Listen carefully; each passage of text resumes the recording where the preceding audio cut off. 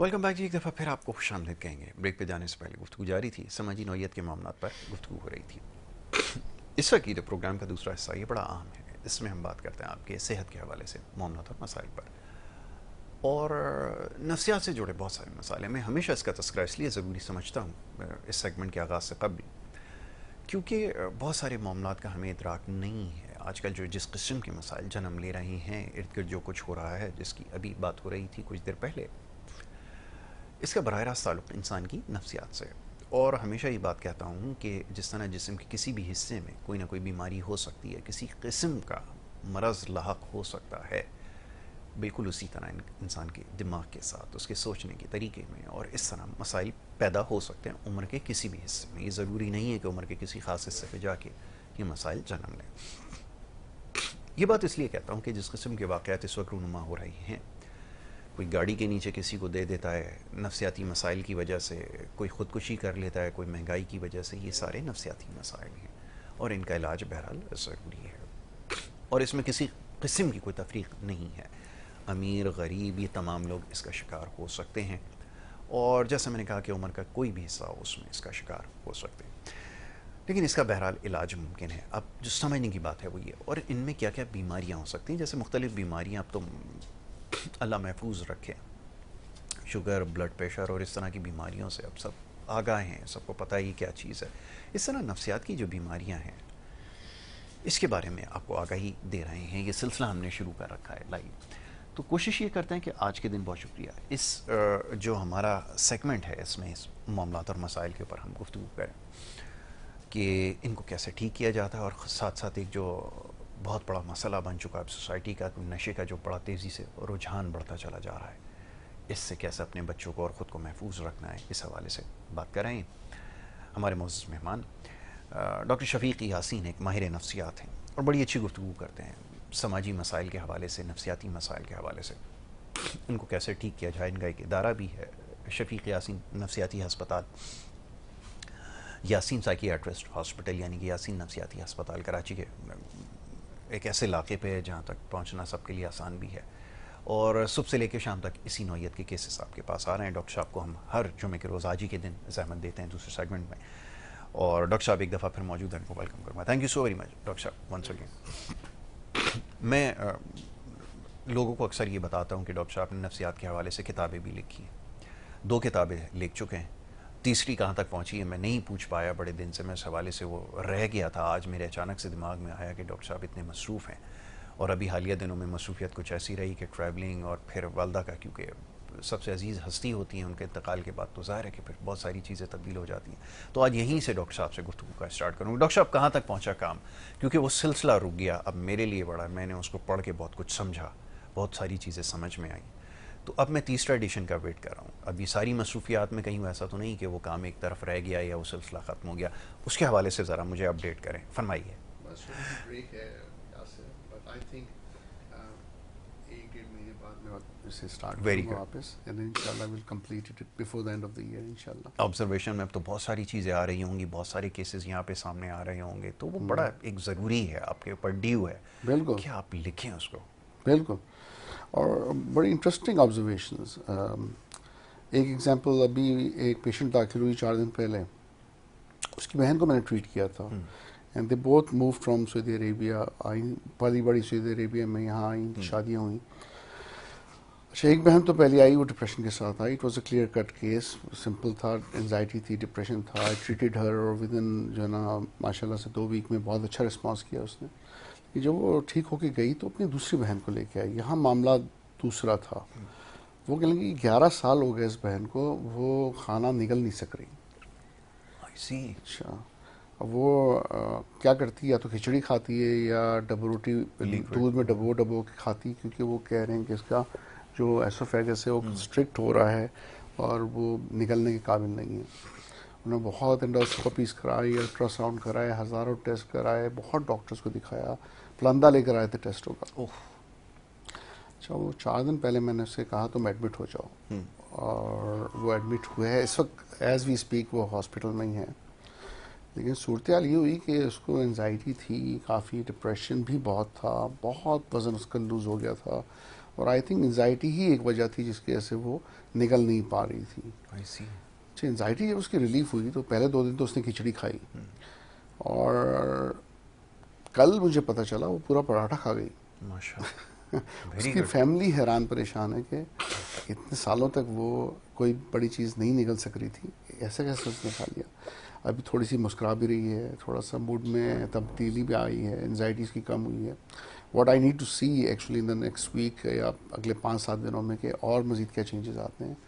लेकिन मेरा एग्जांपल देने का मतलब ये है कि कई दफ़ा हम नफसियाती बीमारियों को सिर्फ दिमाग की हद तक सोचते हैं, एग्जैक्टली। लेकिन अगर कोई पेशेंट जाता है इस प्रॉब्लम के साथ कि उससे निकला नहीं जा रहा, उसके सर में शदीद दर्द है, उसके चेस्ट में पेन है, वो समझता है उसको हार्ट का मसला हो गया, मैदे में तकलीफ़ है, वो समझता है कि मुझे मैदे के डॉक्टर को दिखाना चाहिए। और इसी तरह बहुत से और कमर के पेन, गर्दन के पेन, स्टिफ नेक और सो नाउजिया आना, मतली जैसा महसूस होना, पसीना ज़्यादा आ जाना, ये बहुत सी ऐसी सिम्टम्स हैं जो कि एंजाइटी से ताल्लुक़ रखते हैं, डिप्रेशन से ताल्लुक़ जी रखते हैं, जिसे जी। हम सोमैटिक सिम्टम्स ऑफ एंजाइटी और डिप्रेशन कहते हैं। मैं इसको रेजोनेट कर सकता हूँ अपनी लाइफ के साथ। मेरी सिस्टर खुद ये सारी चीज़ें उसके साथ होती रही पास्ट में, और यही सिचुएशन थी। मुझे भी वो वक्त याद आ रहा है कि उसके साथ सिर्फ एंजाइटी का प्रॉब्लम था, और हमने उसको यही उसके थ्रोट का पहले हमने पूरा टेस्ट करवाया, हमने उसका फिर स्टमक का टेस्ट करवाया, एंडोस्कोपी, फिर न जाने कितने टेस्ट कराए, ट्रीटमेंट्स आफ्टर ट्रीटमेंट्स होती रही। और उसके बाद इवेंचुअली एक टाइम पर आके हमने खुद उसकी काउंसलिंग की। वी नेवर एवर रियलाइज्ड कि ये कोई साइकोलॉजिकल प्रॉब्लम हो सकता है, या एंजाइटी की वजह से ही ये सब कुछ उसको प्रॉब्लम हो रही है। उसके साथ भी स्वॉलो करने में प्रॉब्लम, और वो नहीं कर पाती थी, बहुत एफर्ट करनी पड़ती थी।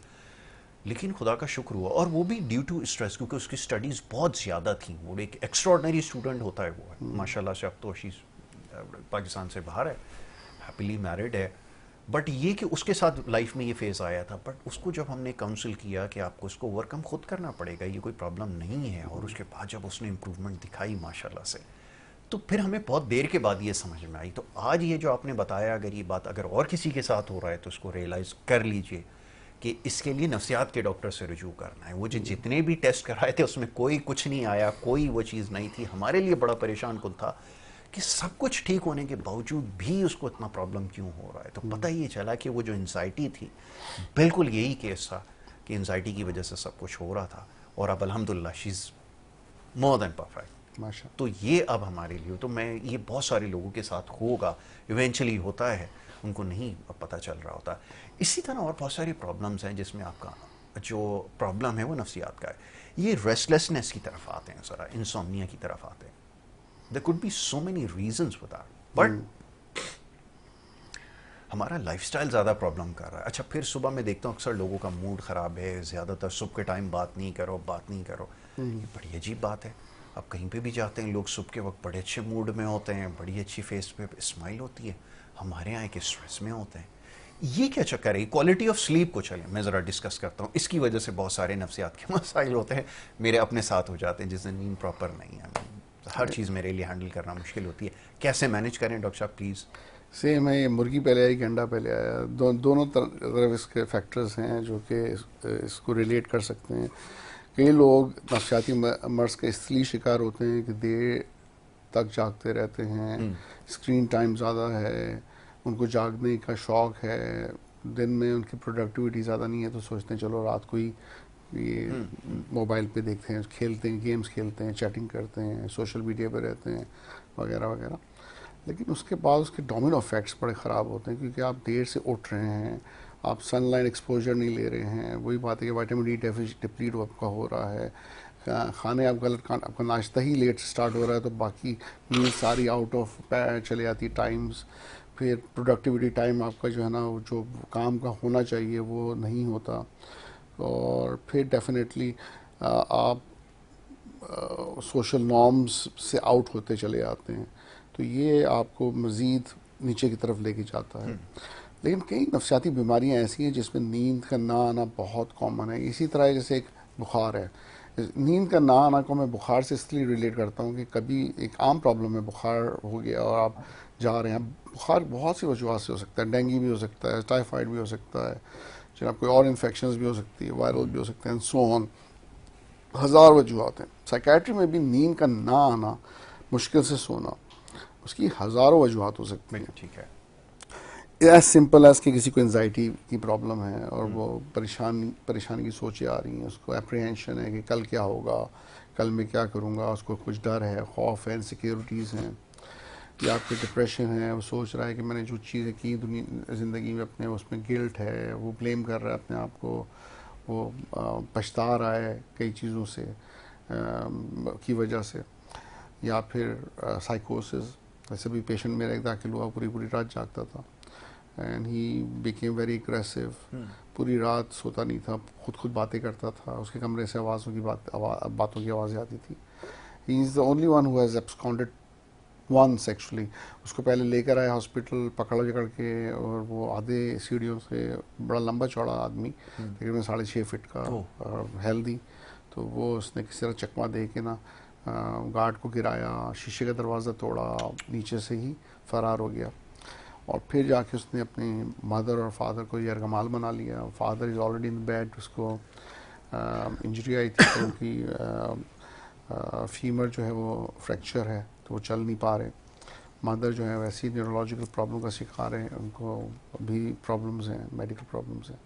अब वो जाके सारे फाइनेंस उसने अपने हाथ में ले लिए, सुबह शाम पिज़्ज़ा मंगा रहा है, बर्गर्स मंगा रहा है, लोगों से लड़ रहा है, सारे अपार्टमेंट्स वाले जितने अपार्टमेंट में रहते हैं सबको कहता है ये दुश्मन है। तो वो बहुत ही अग्रेसिव होता जा रहा था। इस दफ़ा पकड़ के लाए and we gave him a good shot of injections, और फिर वो अरेंज करने पड़े कार्ड्स एक्स्ट्रा, तो काफ़ी लोग लेकर आए and he is now in the hospital for the last 5 days। अब जो है पहली दफ़ा सूरत हाल सामने आई कि 11 साल से ही वो suffering. He was a brilliant student when he was well, A और ओ लेवल्स उसने किया, पढ़ा लिखा बच्चा, बाप स्कूल का प्रिंसिपल, पढ़ी लिखी फैमिली से बिलोंग करता था। लेकिन फिर at some point he became psychotic. उसके अंदर ये सोच आने लगी कि उसके अंदर एक पीर बैठा हुआ है जो उसको हिदायतें दे रहा है, जिसकी उसको आवाज़ें आती हैं from every TV, cameras, any electrical appliances. He believe कि बाइडन जो है अमेरिका से उसको देख सकता है और सुन सकता है। So he is in direct communication with Biden. तो डरता है, इवन अभी हॉस्पिटल में है तो जहाँ पे कॉमन एरिया है, जहाँ टीवी लगा हुआ, उसके सामने से कभी नहीं गुजरता। तो ग्रैंडियोस है और बड़ी बड़ी बातें करता है, लेकिन अपने हद में रहता है। बस ग्रैंडियोसिटी से सोचो की हद तक कि मैं वो क्या क्या चीज़ें कर सकता हूँ, खुद उसके अंदर एबिलिटीज़ हैं, लेकिन बेसिकली इन लाइफ उसने पिछले 11 सालों से कुछ अचीव नहीं किया बेचारे ने। तो फर्स्ट एडमिशन है and will see how will go with him. लेकिन एक वजह ये भी है नींद ना आने की, बात तो नींद से शुरू हुई थी। बाइपोलर अफेक्टिव इलनेस है, स्किज़ोअफेक्टिव इलनेस है, बहुत सी बीमारियां हैं जो कि नींद को उड़ा देती हैं। नींद के भी फिर 3 हिस्से होते हैं। एक पहला होता है कि आप लेटे हुए हैं लेकिन आपको नींद नहीं आ रही, which is difficulty in getting off to sleep. तो उसमें एक है वो ज़्यादा एंजाइटी से रिलेटेड होता है। फिर एक दूसरा ऐसा होता है कि आप सो ज़रूर गए लेकिन बार बार उठ रहे हैं, इट्स अ ब्रोकन पैटर्न, और आपको नींद कच्ची से ऐसा लगता है आप सुपरफिशियल नींद सो रहे हैं, डीप नींद नहीं आ रही।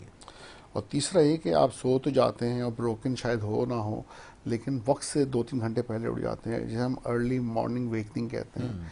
इस पर्टिकुलर स्लीप का बहुत गहरा ताल्लुक डिप्रेशन से होता है। तो स्लीप के भी डिफरेंट पैटर्न्स हैं और इस पैटर्न से आपको इंडिकेशन मिल जाती है कि क्या बताइए इसका इस बीमारी से ताल्लुक हो। बिल्कुल ठीक है, ये बड़ी इम्पोर्टेंट चीज़ है। डॉक्टर साहब, कुछ केसेस में अब मैं आता हूँ उन केसेस की तरफ जो हमारे यहाँ सबसे ज़्यादा पाए जाते हैं, नफ्सियात के वो मामला जिसके अंदर हम बड़ी जल्दी कंक्लूजन पे पहुँच जाते हैं कि इसके ऊपर कोई जिन सवार है। बड़ा स्ट्रेट क्वेश्चन, इंसान का आवाज़ बदल लेना, ये सब कुछ क्या ह्यूमन ब्रेन के अंदर ये कैपेबिलिटी होती है कि उसको बग़ैर ट्रेन किए हुए उसके अंदर कोई ऐसा चेंज आ जाए कि उसकी आवाज़ बदल जाए, जिसको हमारे यहाँ ये समझा जाता है कि ये जिन कोई इसके ऊपर आ गया है? साइंस क्या कहती है इसके अंदर, और ये जो जिन है जब इनका सामना होता है आपसे तो आप कैसे इनको ट्रीट करते हैं, और क्या ये ट्रीटेबल हैं? दैट इज़ माई क्वेश्चन, क्योंकि हमारे यहाँ तो जैसे मैंने कहा ना कि कंक्लूजन बड़ी जल्दी आ जाता है। आवाज़ चेंज हो गई किसी की, किसी वजह से बात करना उसने शुरू कर दी, तो ये समझते हैं कि जी कोई साहब हैं इनके ऊपर जो जिन्होंने कब्जा किया हुआ। अब आप बताइए कि साइंस क्या कहती है। साइंस ये कहती है कि ये particular cases dissociative attitude disorder के केसेस Right. होते हैं मोस्ट लाइकली। बचपन में उनको या तो कोई ट्रॉमा, ज़रूरी नहीं कि बचपन में हो, कुछ चीज़ विटनेस भी की विटनेस होती की है। होती है, ट्रॉमा विटनेस किया, एक्सपीरियंस किया होता है।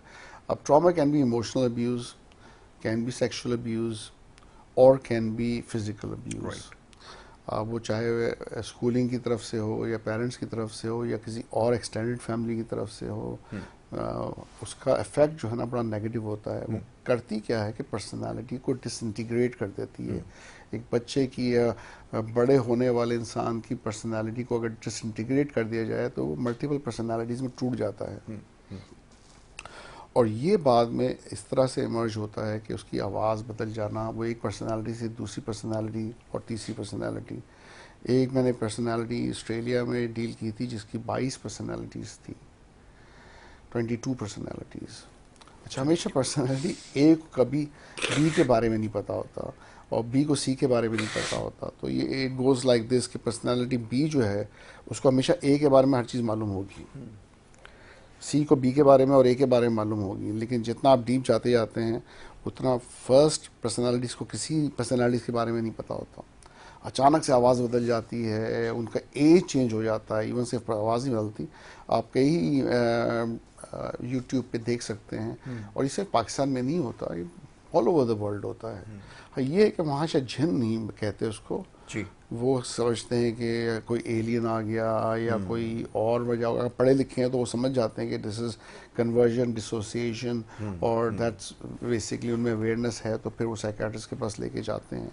लेकिन जो वहाँ पे भी ऐसा है कि अवेयरनेस हर जगह नहीं है, तो फिर वो उसको दूसरी तरह से रिलेट करते हैं। लेकिन फिर एवेंचुअली वो एक जर्नल प्रैक्टिशनर के पास ज़रूर जाते हैं, क्योंकि वहाँ पर एक सिस्टम बना हुआ है बाहर के मुल्कों में। होता है कि फर्स्ट कोई भी बीमारी हो, चाहे वो साइकोलॉजिकल हो या मेडिकल हो, एक जो पॉइंट ऑफ एंट्री होती है ना मेडिकल उसमें दिखाने के लिए, वो जर्नल प्रैक्टिशनर होता है।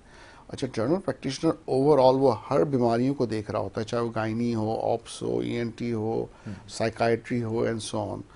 वो देख के अपने लेवल के केसेस जो वो डील कर सकता है, छोटी मोटा डिप्रेशन है, छोटी मोटी एंजाइटी है, कभी नींद नहीं आ रही है, या इसी तरह दूसरी मेडिकल फील्ड्स की छोटी मोटी वायरल इन्फेक्शन है, बैक्टीरियल इन्फेक्शन है, उसने एंटीबायोटिक्स लिख के दे दी, कहा बेटा आप कल आइएगा या अगले हफ्ते आइएगा।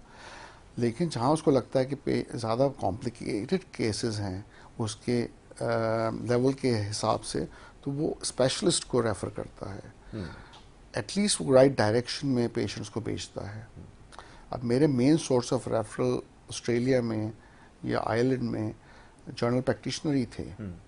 तो वो कहते थे डॉक्टर यासीन आप जो है ना ये पेशेंट देखें, मैं भेज रहा हूँ, मेरे ख्याल में उसको ये प्रॉब्लम है। उसको फेयर आइडिया होता है कि भाई क्या मसला है, लेकिन वो मैनेज नहीं करना चाहता, कि वो लगता है कि उसकी एक्सपर्टीज से ज़्यादा बड़ा मसला है। तो वो एटलीस्ट डायरेक्शन बता देते हैं। यहाँ मसला है कि डायरेक्शन बताने वाला कौन है।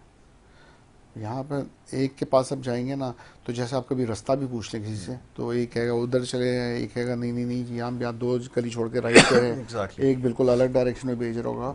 और यहाँ पर यही मसला मेडिकल फील्ड के साथ भी है कि आपको गलत डायरेक्शन में कहते, कोई कहता है आप बाबा के पास चले जाएँ, दम कराएँ, जादू हो गया, इसके पास चले जाएँ, किसी मज़ार में चले जाएँ, किसी मौलाना के पास चले जाएँ, हकीम के पास चले जाएँ, किसी क्वाइक के पास चले जाएँ, या किसी और डॉक्टर के पास, या फिर लकीली मे बी साइकाइट्रिस्ट सबसे लास्ट में सबसे लास्ट में अगर आता है तो ये कि फिर जितनी लेट होते हैं ना प्रॉब्लम, और ये रिपीटली अब लोग कहते रहते हैं, उतना प्रॉब्लम ज़्यादा कॉम्प्लेक्स हो जाता है, मुश्किल हो जाता है ट्रीट करना। ठीक है।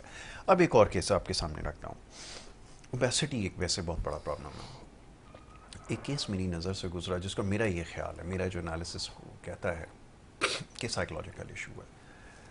He is I think more than 250 pounds, और मैंने बड़ी कोशिश की समझाने की कि इस तरह की अगर फिज़िकल एक्टिविटी में इंगेज करोगे तो शायद अपने आप को कम कर सकोगे। बट जिसका कंक्लूजन निकल रहा है ये कि he can't help but eating.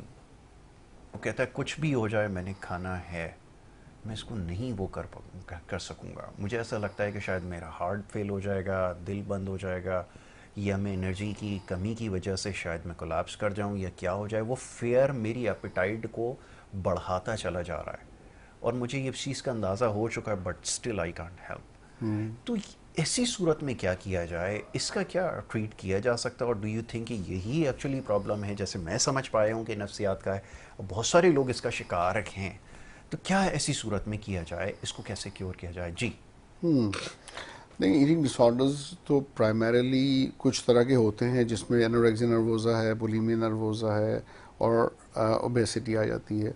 लेकिन यहाँ पर जो आप मुझे बता रहे हैं, मुझे लग रहा है कि शायद ये डिस्मॉर्फोफोबिया नहीं है, कि उसको देख के ये नहीं लग रहा कि मेरी बॉडी जो है वह है पतला, लेकिन उसको लगता है कि मैं मोटा हूँ, और उसको मेंटेन करने के लिए कि मुझे पतला रहना है, अपने रिस्ट्रिक्ट करनी है एपेटाइट, और वो एनोरेक्सिया नर्वोसा में नॉर्मली होता है। यहाँ पर फोबिया लग रहा है मुझे, कि वो आप जो बता रहे हैं कि उसको फियर है कि अगर मैं पतला हो गया तो मुझे कुछ मेडिकल कॉम्प्लिकेशंस ऐसी हो जाएंगी जो लाइफ थ्रेटनिंग हो सकती है। तो I think it's all about exploring and evaluating कि भाई वो फियर आया कहाँ से, कब से आया है, कोई ऐसा ट्रिगर था लाइफ में जिसने ये फियर को जो है ना स्टार्ट किया, और वो और जब तक आप उस फियर को ट्रीट नहीं करेंगे, आई थिंक ओबेसिटी ट्रीट नहीं होगी, नहीं हो सकेगी। लाइकवाइज मैं एक और केस रखता हूँ कि मैंने देखा कि एक ड्रग यूज़ करने वाले को मैंने देखा, वो ड्रग अब्यूज़ कर रहा है इस वक्त। मैंने कोशिश की जानने की, उससे क्वेश्चन किया कि इसका रीज़न क्या है, कि तुम क्यों कैनबिस कंज्यूम करते हो। वो कहते हैं इसमें एक तो सबसे बड़ी वजह ये है कि मेरी फैमिली के अंदर हिस्ट्री है कि वो कैंसर उनके अंदर जो डेवलप हो जाता है, और ज़ाहिर है कि वो हेरिटेंस में जब है, तो इस फेयर की वजह से मैं इसको कंज्यूम करता हूँ कि इसमें कुछ एंजाइम्स होते हैं जो आपको कैंसर से प्रोटेक्ट करते हैं। तो then I started taking cannabis, और now I have become used to, और I see no harm, that's why I always use cannabis. But at the same time जब मैं इसको कंज्यूम करता हूँ तो उसके ऊपर डिपेंडेंसी बहुत ज़्यादा बढ़ गई है। ऐसे ड्रग अब्यूज़र्स के लिए क्या किया जाए, काउंसलिंग क्या मुमकिन है? What do you think? My question is to whether he is rationalizing it, क्योंकि once he is dependent on cannabis, some people क्या करते हैं, उसको rationalize करना शुरू कर देते हैं, कि justify करना शुरू कर देते हैं कि हम तो इस वजह से ले रहे हैं, वरना we don't have a problem, वो उसको minimize कर रहे होते हैं। लेकिन अगर वाकई ही उसने इस वजह से स्टार्ट किया, और उसके अंदर ये कॉन्सेप्ट्स हैं कि cannabis use can help his physical health in some ways, तो I think then we need to explore that a bit more. Psychotherapy की इसको ज़रूरत है।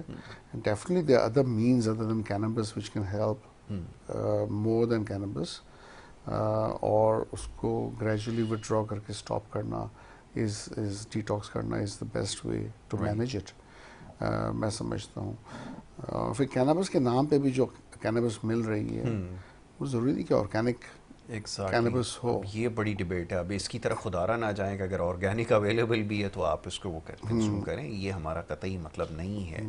अब ये जो एथलीट है मॉडर्न एरा में, अब रिसेंट स्टडीज़ जो आ रही ना, हमारे एथलीट जो है, मैं बड़ी खुलकर बात करता हूँ, अब ज़रा आप उसका क्लिनिकल वो कर लें, टेस्ट कर लें, और वो सारा हो जाएगा, आपको पता चल जाएगा। बट परफॉर्मेंस एनहांसिंग ड्रग के तौर पे, पीडीज़ के तौर पे जो है ना, इसको कंज्यूम किया जा रहा है, और जो कि अच्छी चीज़ नहीं है। फिर जब डोपिंग में पकड़े जाते हैं तो फिर वो एक बड़ा प्रॉब्लम होता है। बट ये हो रहा है, एथलीट भी कंज्यूम कर रहे हैं, उनको कैसे बाहर निकाला जाए? मैं तो बड़ी कोशिश करता हूँ, जो मेरे सर्कल में जो एथलीट्स हैं, मैं उनको ये समझाता हूँ कि इसका सहारा लेने की ज़रूरत नहीं है।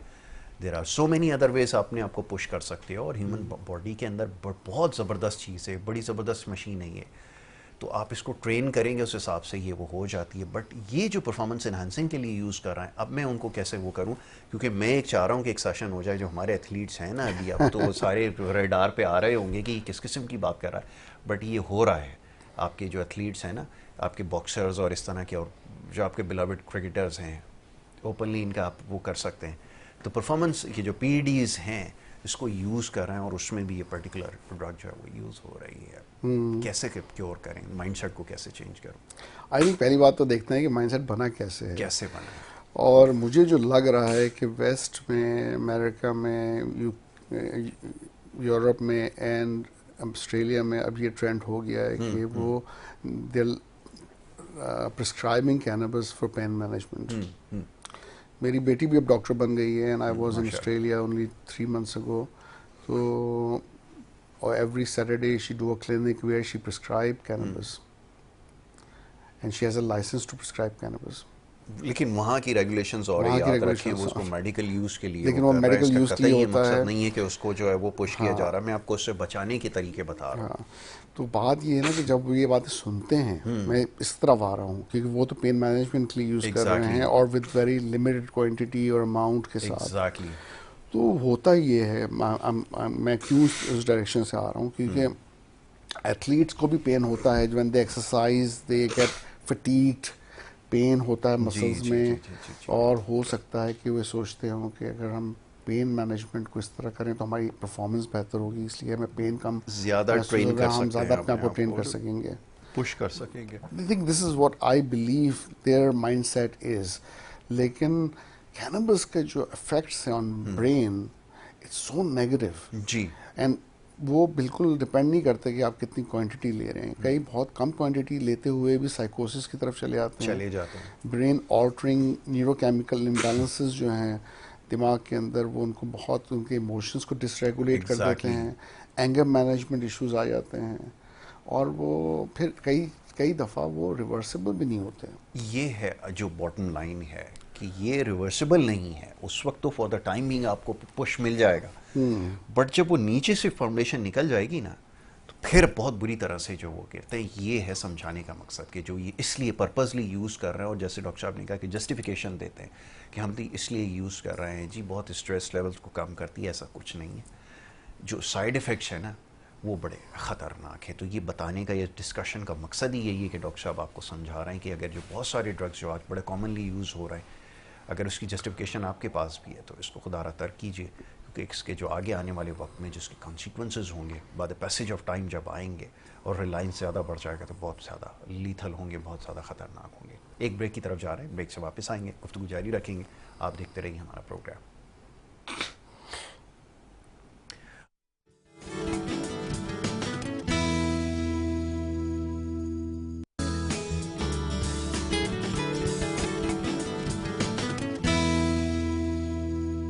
Late me ask you question. एक दफ़ा फिर आपको खुश आमदीद कहेंगे, और ब्रेक पे जाने से पहले बड़ा मुश्किल टॉपिक ज़ेर बहस आया। ये ख़ास तौर पे यंगस्टर्स के लिए ज़रूरी है। मैं इसलिए इसको ज़रूरी समझता हूँ कि जो कॉन्सेप्ट हमारे हैं ड्रग्स को लेके, ये ज़रा सही कर लीजिए। चाहे वो एथलीट हों या कुछ और लोग हों, बैंकर्स हों, किसी भी प्रोफेशन में उनका ताल्लुक़ हो, जस्टिफिकेशन दी जाती है कि हम जी फलाना है, स्टूडेंट्स के जी हमें रात को जाग कर पढ़ना होता है तो इस वजह से हम यूज़ कर रहे हैं। इसकी कतई ज़रूरत नहीं है। सुन लीजिए कि उसके बाद क्या इसके असरात होते हैं। जैसा भी एक आउटस्टैंडिंग स्टूडेंट के बारे में पता चला कि वो इस तरफ आया और इवेंचुअली उसको फिर किस तरफ चला गया, वो स्किज़ोफ्रेनिया की तरफ चला गया, पागलपन का शिकार हुआ, और फिर वहाँ से कुछ ऐसी जगहों तक पहुँच जाता है कि वो इरिवर्सिबल हो जाते हैं। उनको ठीक करना फिर किसी के बस की बात नहीं होता। ये काम नहीं करना। एथलीट हों, जस्टिफिकेशन दे रहे हैं जी एक्स्ट्रा ट्रेनिंग करनी है परफॉर्मेंस के लिए, नहीं। ये परफॉर्मेंस इन्हेंसर ज़रूर हैं, बट लेकिन उसके बाद जो इसका जो नुकसानात होते हैं वो कितने ख़तरनाक हैं, ये समझ लीजिए। डॉक्टर साहब, केस स्टडी क्या बताती है? कुछ मैंने लोगों के रैंडम इंटरव्यूज़ किए रीहैब से आने के बाद भी, कुछ लोगों का वो ये बात नहीं बता पा रहे थे, बट मैंने ये रियलाइज़ किया क्वेश्चन करके कि वो एक ख़ास सोसाइटी के अंदर, एक सर्कल के अंदर अपने आप को प्रूव करने के लिए, उसमें फॉल करने के लिए इसका सहारा उनको लेना पड़ा कि मेरे शायद कम्युनिकेशंस होंगे, मैं इस सोसाइटी के अंदर आसानी से मूव अराउंड कर सकूँगा। और वो ड्रग एडिक्शन की तरफ चले गए, ओपियोइड्स की तरफ गए, और वो होते होते होते फिर मामला बहुत आगे चला गया।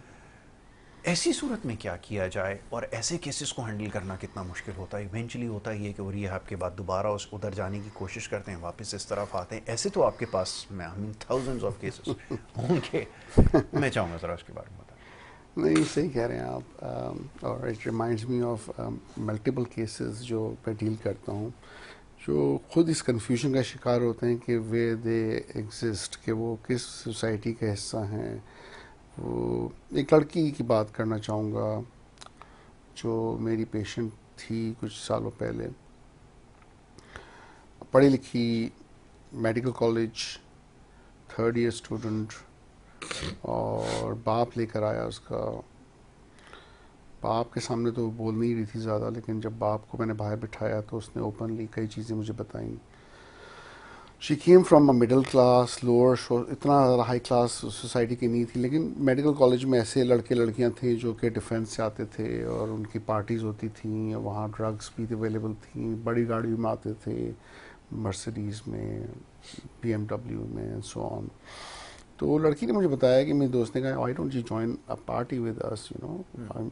उसने भी शौक में कि मैं अच्छी गाड़ी में बैठूंगी, मैं ज़रा देखती हूँ कि क्या। चले गई वो उस पार्टी में, एंड शी टोल्ड मी कि दीज टाइप ऑफ पार्टीज़ जो है ना वो होती भी दिन के टाइम पे ही हैं, क्योंकि रात को तो फैमिली अलाउड नहीं करती। तो वो यूजली पार्टीज़ जो हैं वो लेट मॉर्निंग अर्ली आफ्टरनून होती हैं, अराउंड वही कॉलेज आवर्स, ताकि वो जा के फिर आके कपड़े बदल के फिर वो फैमिली के पास जा सकें वापस। And she told me that everything was available, alcohol भी थी, ड्रग्स भी थी। एंड सो शुरू में तो उसने इंजॉय किया, एंड देन उसके बाद थोड़ा थोड़ा करके उसने ड्रग्स लेना शुरू किया एक्सपेरिमेंटली, और फिर उसके बाद वो उसकी आदी हो गई। लेकिन यू आर राइट कि वो एक सोसाइटी का हिस्सा बनने के लिए या उस लेवल को एक्सप्लोर करने के लिए कई लोग ऐसे एक्सपेरिमेंट करते हैं जो बाद में रिवर्सिबल नहीं होते। वो डिपेंडेंट हो गई, ज़ाहिर है, फिर उसके लिए ड्रग्स छोड़ना मुश्किल हो गया, और फादर को पता चला तो फिर वो बेटी को लेकर आया। तो वैसे भी खुद नहीं आई थी। एंड आई, यहाँ पे एक मुश्किल यही होती है कि जब एक फैमिली अपने बच्चे को लेके आती है इस पोजीशन में, देन मोटिवेशन क्या है उसकी, कि वाकई वो छोड़ना चाहता है या उसी सोसाइटी का हिस्सा रहना चाहता है। And then the prognosis base जो करता है वो इस पे करता है कि वो वाकई मोटिवेटेड है कि वो इन सब से दूर रहना चाहती है, वो किस तरह रिलेट कर रही है उस फैमिली से जहाँ से वो आई है, अपने माँ बाप की जो सीधी सादी फैमिली है, नमाजी फैमिली है, दाढ़ी वाला उसका फादर था, 5 वक्त नमाजी था या उस फ्रेंड्स से जहाँ पर वो बड़ी बड़ी गाड़ी में जाती है और डांस पार्टीज भी होती हैं और अल्कोहल भी चल रही होती है और ड्रग्स भी चल रही होती है, एंड शी एंजॉयड इट। तो आई थिंक प्रोग्नोसिस बेस यही करता है कि आप जब ट्रीटमेंट के लिए आते हैं तो एक तो किसके इन्फ्लुएंस पे आ रहे हैं, फैमिली की वजह से आ रहे हैं, ठीक है। और आप लॉन्ग टर्म चाहते क्या हैं। एंड मैं आपको बता दूं कि ये ड्रग का यूज़ इतना ज़्यादा डैमेजिंग है इन यंगस्टर्स, क्योंकि एकेडमिक परफॉर्मेंस को नीचे लेके जाता है। यस। वो सोचते हैं कि शायद एम्फेटामिन वगैरह रहे तो रात को जागेंगे और उनकी पढ़ाई इनहेंस हो जाएगी, वो देर तक पढ़ सकेंगे, स्लीप डिप्राइव होके उनकी रातों को जागेंगे, जैसे कई ट्रक ड्राइवर्स करते हैं कि उनको ले और फिर पूरी पूरी गाड़ियाँ चलाएं। लेकिन जो ट्रक ड्राइवर्स के साथ होता है, ब्रेन तो ब्रेन ही है। स्टूडेंट्स के साथ भी यही होता है कि वो गुस्से को बाद में डील नहीं कर पाते। गुस्सा जो है ना, एंगर मैनेजमेंट इश्यूज उनके बड़े कॉमन हो जाते हैं। अगर मॉडरेट टू सीवियर नहीं तो माइल्ड टू मॉडरेट साइकोसिस, पैरानोया उनमें आना शुरू हो जाता है। ट्रस्ट लेवल उनके जो है ना वो अफेक्ट होते हैं। उनके रिलेशनशिप्स जो हैं अपने पेरेंट्स के साथ ख़राब होने शुरू हो जाते हैं, वो अपनी दुनिया में रहने लगते हैं। और करते करते करते करते शायद वो कोई डिग्री तो ले लें, लेकिन आगे इनका फ्यूचर जो है वो ख़राब होना चल रहा है, बहुत ख़राब है। अच्छा, मैं कुछ अब मैं आज सारे ही प्रोफेशंस को जो है वो लपेट रहा हूँ। अब मैं कुछ डॉक्टर्स की ऑब्जर्वेशन बताता हूँ। अभी कुछ केसेस आए जिसमें डॉक्टर्स जो है वो ये ओपियोमॉइड्स और ये जो कैनबिस वगैरह जो है वो यूज़ कर रहे थे। पूछा गया कि इसकी क्या वजह है इसको कंज्यूम करने की। उन्होंने कहा कि जी जो हमारा मॉड्यूल है बड़ा टफ है, हमारी स्टडीज़ बड़ी मुश्किल हैं, और यू नेवर नो, हमें एनाटमी पूरी पढ़नी पड़ती है, वो पूरी पढ़नी पड़ती है, एंड दैट्स फेयर इनफ, ठीक है, पढ़नी पड़ती है। मुश्किल गेम है, इतना आसान नहीं है, दीगर प्रोफेशन के मुकाबले में स्टडी बहुत ज़्यादा है। बट क्या यही इसका अल्टीमेट सॉल्यूशन है कि अगर मैंने रात को जाकर नहीं मैं पढ़ूंगा और अगर ये नहीं करूंगा तो शायद मैं डॉक्टर नहीं बन सकूंगा? अब मैं तो डॉक्टर्स के भी इंटरव्यूज़ कर रहा हूँ तो मुझे वो ये जस्टिफिकेशन दे रहे हैं, तो ये तो उसकी जस्टिफिकेशन नहीं हो सकती। जो मैं ड्रग का नाम नहीं लेता, मैं इसलिए नहीं यहाँ पे मेंशन करता कि वो फिर सारे जो नहीं भी यूज़ करता वो शायद इसकी तरफ चला जाए। वो आजकल बहुत ज़्यादा कॉमन होती चली जा रही है। वो कंज्यूम कर रहे हैं इस वजह से कि वो जी हमारा स्टडी कुछ ऐसी है कि हमें तो सबसे ज़्यादा ज़रूरत है, और हम ना लें तो फिर कैसे हम क्लियर करेंगे, कैसे डॉक्टर बनेंगे? तो आप कैसे डॉक्टर बने ये तो ज़रा मुझे बताइए, ताकि मैसेज मैं उन तक भी पहुंचा देता हूं कि आपने कैसे स्टडी की थी। और अगेन कि आप वो you are good student by the way, ये ज़रा बताइए। I was a good student to be honest Yasir, मैंने इंजॉय करके पढ़ा है, पहली बात तो ये है। और मैं हर वक्त बैठा नहीं रहता था किताब के साथ। मेरा एक प्रिंसिपल था कि अगर मुझे लगता था ना कि मैं ऐसे ही बैठा हूँ किताब को लेकर और मुझे लग नहीं रहा कि मेरा मूड है पढ़ने का, और फिर सिर्फ दिखाने के लिए माँ बाप को कि भाई आप बैठे हुए पढ़ रहे हैं ओबीडियंट बच्चे की तरह, तो मैं कभी नहीं बैठता था।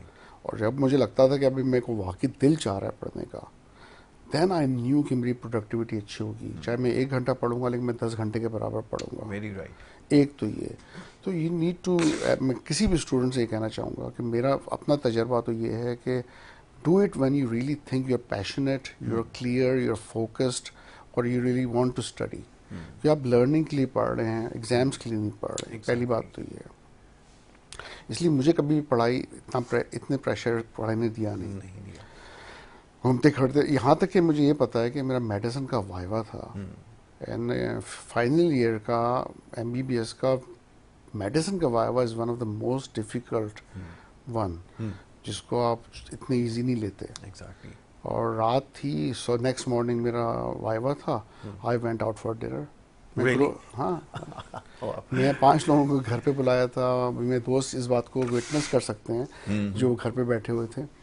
तो 4 और थे और मैं था, हम पढ़ रहे थे बैठ के। Suddenly I just felt like going out. और बोले पागल हो गए, कल सुबह मेडिसिन का वाइवा, तुम कहाँ जा रहे हो?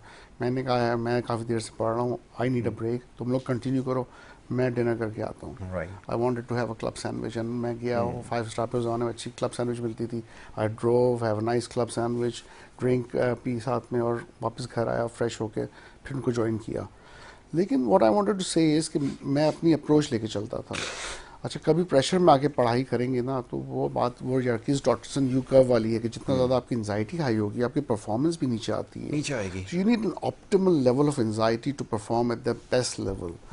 तो आप एज अच्छा स्टूडेंट हैं तो उस वक्त पढ़ें जब आपको लगता है कि मेरी अच्छी एंजाइटी है लेकिन मुझे पुश कर रही है, क्यूरियोसिटी वाली एंजाइटी है, लर्निंग वाली एंजाइटी है, नॉट खौफ वाली एंजाइटी है।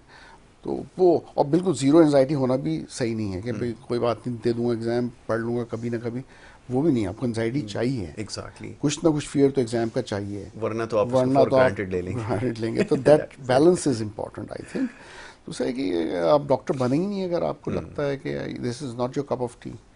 अगर आपको फैमिली पुश कर रही है या आप खुश नहीं हैं और बनना चाहते हैं, then go for it, go for the profession you are passionate about. That is more ये important. This is much more important.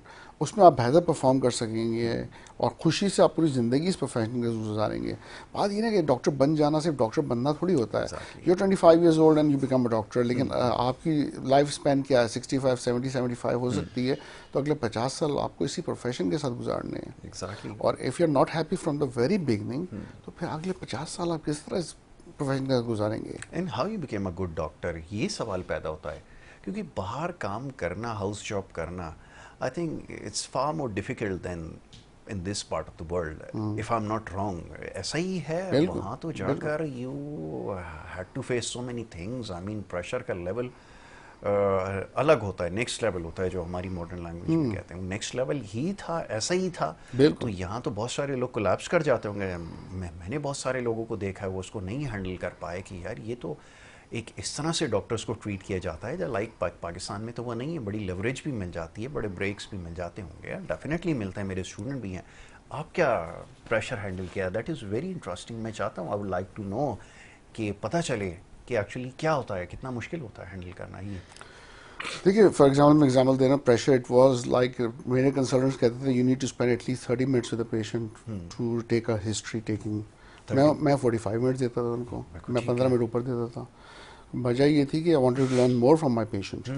तो अगर आप लर्निंग फेज में ही शॉर्टकट्स ले रहे हैं ना, और आप पूरी तरह से अपना काम नहीं कर रहे, आपको एक फॉर्मुलेशन बनानी है, आपको एक डायग्नोसिस बनानी है, और आपकी फर्स्ट हिस्ट्री टेकिंग ही आपके लिए इम्पॉर्टेंट है for a proper provisional diagnosis.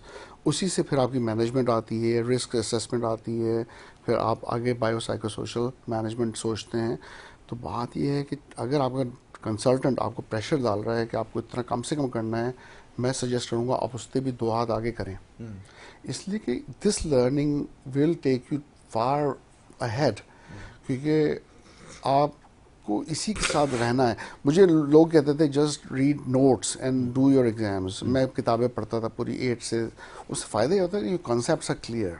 Once your concepts are clear you can actually exam में ही नहीं सवालों के जवाब आराम से दे सकते, बल्कि आप किसी भी अच्छे लेवल के डॉक्टर के साथ या कंसल्टेंट के साथ अच्छी डिस्कशन कर सकते हैं उस टॉपिक पे कि ये मैंने पढ़ा है, इस किताब से पढ़ा है, आप क्या कहते हैं। एग्जैक्टली, बिल्कुल। और फिर इसी के साथ आपको आगे चलना है, पेशेंट्स को बताना है, पेशेंट से सीखना है, तो this becomes your interaction, life time interaction. तो अगर आप उसको टाइम नहीं देंगे ना शुरू में, तो ये नहीं कि पुश कर रहे हैं लोग तो आप टाइम दे रहे हैं, that becomes a nuisance, because होता ये है कि आप प्रेशर फील करते हैं, आप खुद ही दें, बल्कि बोलें आप मुझे और बताएं, मुझे और करूँगा मैं। Exactly. तो this is when it becomes interesting, exploration होती है, लर्निंग होती है, आप क्यूरियोसिटी होती है, आप कुछ अचीव करना चाहते हैं, और फेल होने से ना डरें। ये कि कभी नहीं है, Fear बहुत जिसने ज़्यादा। फेल होना सीख लिया ना वो तरक्की करेगा, मैं समझता हूँ। फेल होना इज़ पार्ट ऑफ योर, और उसमें शर्मिंदा होने की भी ज़रूरत नहीं है, बिल्कुल ज़रूरत नहीं है, क्योंकि मैंने देखा है कि ऐसे स्टूडेंट्स हैं जो फेल हो के बिल्कुल डिप्रेशन में चले आते हैं, अपना वो कर देते हैं कि भाई अब मैं कुछ नहीं कर सकूँगा, but that is part of your, it's a marathon. ये आप कोई भी अच्छा बड़ा प्रोफेशन है, चाहे वो मेडिसिन ही क्यों ना हो, आप ये थोड़ी कि 2-4 साल पढ़ लिया और आपने डॉक्टर बन गया, दैट्स इट। सीपीडी, आपको कंटिन्यूस प्रोफेशनल डेवलपमेंट करनी है। अभी भी अगर मैं कॉन्फ्रेंसेस अटेंड नहीं करूँ, अपनी किताबें नहीं पढ़ूँ, रीसेंट आर्टिकल्स नहीं पढ़ूँ, मैं टच में नहीं रहूँगा कि अभी कौन सी नई दवाइयाँ आ रही हैं, उसके क्या साइड इफ़ेक्ट्स हैं, कहाँ कहाँ क्या चल रहा है, कौन कौन सी नई थेरेपीज़ और नई अपॉर्चुनिटीज़ आ रही हैं, तो you have to keep in touch with your profession till you die. Exactly, ये प्रोसेस चलते रहना चलता चाहिए। रहता है, मैं बिल्कुल। हमारे यहाँ रुक गया है, और मेरा बड़ा सख्त इख्तलाफ भी हमारे चंद दोस्तों से इसी बात पर है, प्रोग्रेस नहीं कर रहा है। अगर आप पेशेंट को डेली 100 पेशेंट को देख लेने को प्रोग्रेस समझते हो, that is not progress actually, minded. वो स्टडी अपनी जगह करनी पड़ेगी। साइंस के अंदर बहुत सारी ऐसी चीज़ें हैं, ख़ासतौर पर अभी डॉक्टर्स के लिए है, टॉपिक दूसरी तरफ चला गया, बट है ज़रूरी कि समझना इसको ज़रूरी है। यंगस्टर्स को एड्रेस करके ये बात कह रहा हूँ। बहुत सारी चीज़ें जो उस वक्त पढ़ी थी ना, हमने भी पढ़ी थी, वो बिल्कुल अब ऑब्सोलीट कर चुकी हैं। साइंस ने उसको कम्प्लीटली डिनाई कर दिया कि वो बिल्कुल गलत थी और बिल्कुल थ्योरी चेंज हो गई है।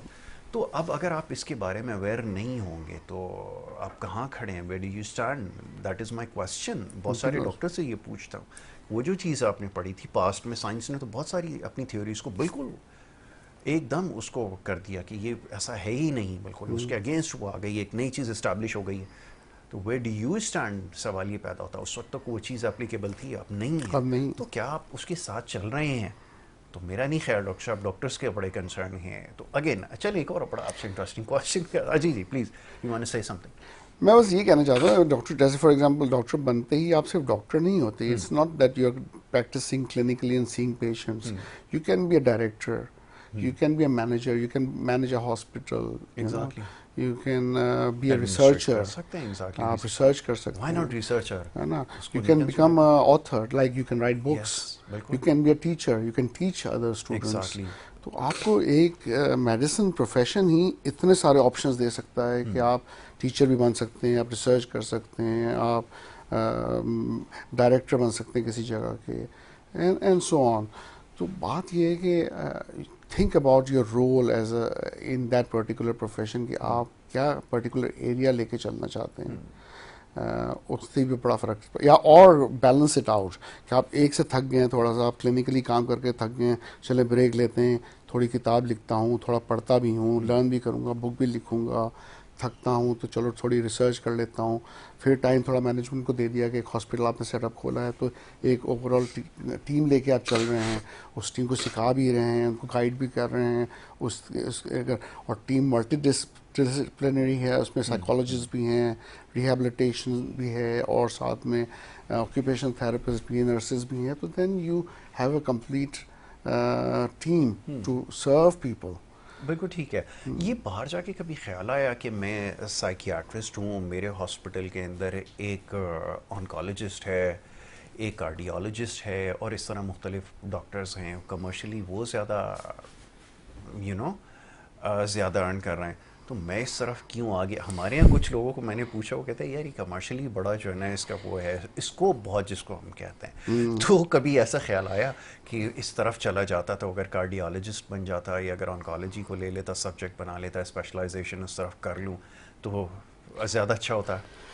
नहीं, मैंने पैसे देख के कभी भी प्रोफेशन चूज नहीं वेरी किया, गुड। बिकॉज ये इंटरेस्ट बचपन से था, एज आई नो हिम, कि ये बचपन से इनको वो था कि, बट स्टूडेंट्स को बताएं ज़रा। हाँ, मेरे मामू ये कहते थे कि जब तुम्हारा प्रोफेशन है ना और तुम कुछ पैशनेटली करना चाहते हो, तो इस घोड़ा गाड़ी की तरह है। घोड़ा हमेशा आगे होता है, गाड़ी पीछे होती है। ये नहीं हो सकता कि गाड़ी आपने आगे बांधी, घोड़े को पीछे बांधा, तो वो नहीं चलेगा। वेरी तो राइट। आपका जो घोड़ा है ना आगे, वो आपका पैशन है, वो आपका पर्पस है, और ये आप करना चाहते हैं, आप फोकस्ड अबाउट इट। तो वो कहते थे अगर तुम पैशनेट होकर पर्पस के साथ कोई चीज़ करोगे, तो गाड़ी जो है ना पीछे, वो पैसा है, पैसा तुम्हारे पीछे आएगा, ऑटोमेटिकली आएगा। तो लेकिन अगर तुम पैसे के पीछे भागोगे ना, तो वो उतना ही तुमसे दूर भागेगा। एग्जैक्टली, बहुत अच्छी मिसाल दी है, राइट। तो ये डॉक्टर साहब का आज जो हमने इंटरव्यू किया, और ये जो लास्ट में ख़ास तौर पे बात हुई, बड़ी इंटरेस्टिंग है। ये यंगस्टर्स को बताने के लिए इसलिए ज़रूरी है कि वो ढूंढते हैं फिर, क्योंकि हमारे यहाँ काउंसलिंग नहीं है। एक तो हम नफ्सियात के हवाले से आप बताते हैं, उसके अलावा ये काउंसलिंग भी ज़रूरी है। बड़ी कन्फ्यूजन पाई जाती है बच्चों के अंदर, ख़ास तौर पर अपनी फील्ड से रिलेटेड मेडिकल साइड पर जो है। डॉक्टर साहब की ये पूरी एक स्ट्रगल है, बहुत हार्डशिप देखी, और बाहर जाके इतनी यंग एज में जब डॉक्टर साहब मुझे बताते हैं, मैं नेक्स्ट टाइम इंशाल्लाह ज़रूर ये आपको चाहूँगा। बड़ी इंटरेस्टिंग वो है इनकी, कि ये स्ट्रगल जो है ना, इसने बहुत कुछ सिखाया, और क्या कुछ थ्रू करने के बाद आज इस स्टेज पर हैं कि ये सारी बातें बता रहे हैं। और वक्त क्योंकि ख़त्म हो गया, डॉक्टर साहब ने जैसे बिल्कुल कहा, देयर इज़ नो शॉर्टकट, इसके लिए कोई शॉर्टकट नहीं है। एक पूरा प्रोसेस उसको गो थ्रू होकर यहाँ तक पहुँचना पड़ता है, और फिर ये आपको पे बैक करेगा। That is very important. Doctor साहब, thank you so very much, बहुत शुक्रिया कि आपने आया, और मैं बहुत ज़्यादा पर्सनल क्वेश्चन भी कर लिए, नो नो लेकिन नो, आपने इसको बड़ा अच्छे से जो है वो दिया। लेकिन यकीनन यंगस्टर जो खास तौर पे डॉक्टर्स भी अभी देख रहे होंगे, उनको बहुत कुछ सीखने को मिला होगा। और इंशाल्लाह डिस्कशन डॉक्टर साहब क्योंकि आते रहते हैं, तो न सिर्फ आपको इसके बारे में, इस फील्ड के हवाले से भी, कि ये साइकोलॉजी क्या होती है, इसमें भी स्पेशलाइजेशन ज़रूरी है, और इसका भी स्कोप अगेन है, इसको भी कंसिडर ज़रूर कीजिए। Thank you so very much once again. नाज़रीन, प्रोग्राम का वक्त यहाँ पे ख़त्म हो जाता है। नेक्स्ट टाइम इंशाल्लाह मुलाकात आपसे होगी। अपना बहुत ख्याल रखिए। मोहम्मद यासिर और हमारी टीम को इजाज़त दीजिए। अल्लाह।